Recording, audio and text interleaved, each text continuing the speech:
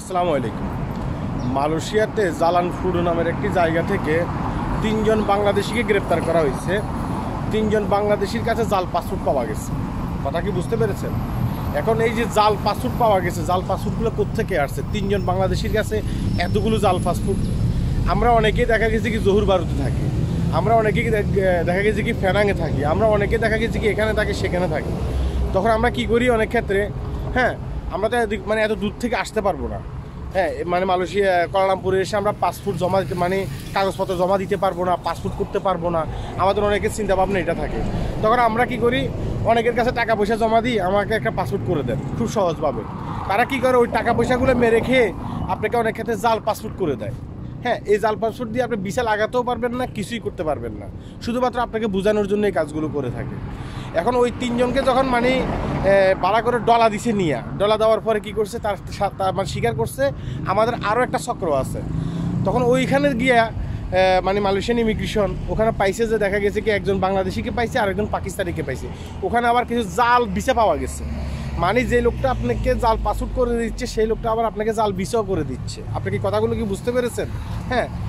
তাই আমাকে অনেকে বলে বা মালয়েশিয়াতে ভিসা চালু নাই, অনেকে দেখি যে ভিসা করতেছে। মালয়েশিয়াতে দেখা গেছে কি যারা সাগর পথে আসছে, নদী পথে আসছে, তাদের পাসপোর্ট করা বন্ধ। আবার অনেকেই দেখলাম যে পাসপোর্ট করতেছে। এগুলো হয়, এগুলো কেন হয় এখন আশা করি বুঝতে পেরেছেন, তাই না? আমি আপনাদেরকে সবসময় সতর্কমূলক ভিডিও দিয়ে থাকি। আমি আপনাদেরকে বলে থাকি যে ভাই কখনো যেটা লিগেল ওয়েতে কাজ করার চেষ্টা করবেন, আনলিগেল ওয়েতে কাজ করার চেষ্টা করবেন না। আনলিগেল ওয়েতে কাজ করার চেষ্টা করবেন, শুধু আপনার টাকা পয়সাগুলো আপনি হারাবেন। আমি বুঝতে পারতেছি আপনারা কেন আনলিগেল ওয়েতে কাজগুলো করার চেষ্টা করতেছেন। মানে আপনি জহুর বারুতে থাকেন, এখান থেকে দেখা গেছে কি আপনার আসতে যাইতে দেখা গেছে কি 2 দিন লাগতেছে। আপনি ফেনাঙে থাকেন, আসতে যাইতে 2 দিন লাগতেছে। দেখা গেছে কি আপনার কাজ বন্ধ, আপনার বস আপনার সাথে ক্যাঁ করতেছে। এই কারণে দেখা গেছে কি আপনি কি করতেছেন, সহজভাবে আপনি কাজগুলো করার চেষ্টা করতেছেন। এই যে সহজভাবে কাজ করতে গিয়ে দেখা গেছে কি আপনার টাকাটা মানে ঠিকই চলে যাচ্ছে, আপনি হয়রানির শিকার হচ্ছেন। আর মাঝপথে যারা ওই যে লুবি মানুষ আছে, তারা কী করছে, টাকা পয়সা কামিয়ে ঠিকই বাড়ি গাড়ি করতেছে দেশের বাড়িতে, ঠিকই দেখা গেছে কি তারা ব্যাংক ব্যালেন্স করতেছে, আমি ধরা খাইতেছি। এভাবে কিন্তু জাল চক্র, জাল ভিসা নিয়ে, জাল পাসপোর্ট নিয়ে অসংখ্য মানুষ কিন্তু মানে গ্রেপ্তার হচ্ছে, মানে অসংখ্য দালাল চক্র কিন্তু গ্রেপ্তার হচ্ছে প্রতিনিয়ত। তারপরেও কিন্তু দেখা গেছে কি আপনারা সেটা বুঝতেছেন না। নয়তো আপনারা যদি বুঝতেন 130টার মতো পাসপোর্ট এই লোকটা কীভাবে পায়, মানে এই চক্র কীভাবে পায়, এই লোকটা কখনো 130টার মতো পাসপোর্ট পায় না। তাহলে আপনারা বুঝিও কি করতেছেন, আমাদের ভিডিওগুলো দেখিও কি করতেছেন, আবার পুনরায় যাইয়ে তাদের কাছে পাসপোর্ট জমা দিচ্ছেন, তাদের কাছে কাগজপত্র জমা দিচ্ছেন, আমাকে ভিসা করে দেন। আপনি এই জাল ভিসা নিয়ে মালয়েশিয়ার রাস্তা দিয়ে হাঁটতে পারবেন? কখনো হাঁটতে পারবেন? সেটা সম্ভব?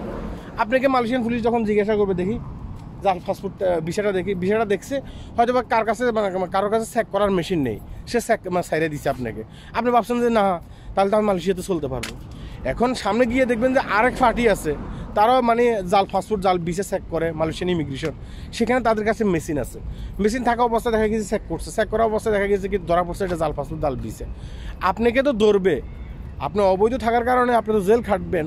জাল পাসপোর্ট, জাল ভিসা রাখার কারণে ইচ্ছার বেশি আপনাকে জেল খেটতে হবে, সাজা ভোগ করতে হবে আপনাকে। কথা কি বুঝতে পেরেছেন? আমি আপনাকে ভয় লাগাচ্ছি না, আপনি যাচাই করে দেখতে পারেন।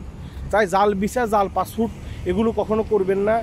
আপনি যেখানে মানে বাংলাদেশ ইমিগ্রেশন আমাদের বাংলাদেশের যে হাই কমিশন আছে, যেখানে বলবে সেখানে পাসপোর্ট করবেন। যেখানে তারা বলে, তাদের একটা ফেসবুক পেজ আছে, সেখানে গিয়ে দেখবেন এবং কি আমরা আপডেট দেব, সেখানে গিয়ে পাসপোর্ট করবেন। যখন ভিসা লাগানোর সময় হবে, বাংলাদেশের গভর্নমেন্ট সুযোগ দেবে, তখন আপনারা ভিসা লাগাবেন। শুধুমাত্র জাল পাসপোর্ট, জাল ভিসা রাস্তায় একটু চলাফেরা করার জন্য এগুলো করতে গিয়ে আপনি নিজেও বিপদে পড়বেন। দেখা গেছে কি বাংলাদেশেরও বদনাম হবে। আজকে 3 জন ব্যক্তি যখন গ্রেপ্তার হয়েছে, আমার দেশের কি বদনাম হয় নাই? তারা এখানে এসে এসব সিন্ডিকেটের সাথে জড়িত হয়ে যাচ্ছে, এগুলো খুবই অন্যায়। আশা করি আমার কথাগুলো বুঝতে পেরেছেন। ভিডিওগুলো শেয়ার করবেন, এটা হচ্ছে মূল্যবান একটা ভিডিও, আমি এভাবে মূল্যবান ভিডিও দিয়ে থাকি। এবং কি আপনাদের বোঝার স্বার্থে খুব সহজভাবে বলি যেন আপনারা খুব সহজভাবে বুঝতে পারেন। আল্লাহ হাফেজ।